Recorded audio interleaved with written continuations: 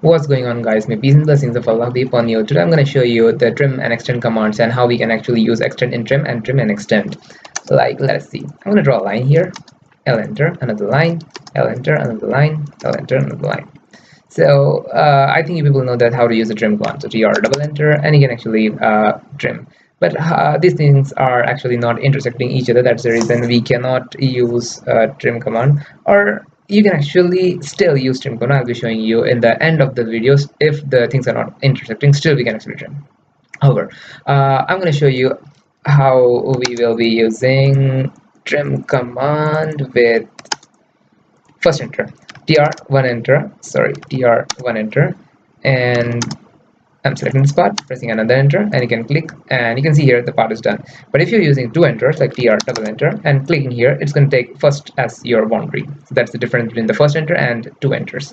Now the next thing is the same thing going to apply in extend as well. Like I doesn't have my line big enough like this, and if I want to go extend ex1 enter, sorry, another enter. First of all, let us see two enters what it's going to do. So if you're going to go for extend two enters and click here, and you can see here this is the first boundary it's going to accept. However, if you're going to specify what's the boundary you want, like ex1 enter, and this is actually my boundary what I want, and then now I'm pressing another enter, and you can see this is something what is happening, like it's going to go for that particular boundary. So click here and you can see how the things are going to be.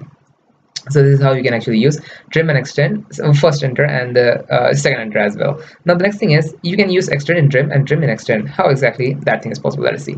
So what I'm going to do is right now I'm going to go for trim command like tr one enter, second enter, and then what I'm going to do is I'm going to actually click here, and again I'm going to click here as well. This is actually normal trim, but if you're going to hold shift now and click here, you can see the part is getting extended, so you can use extend in trim.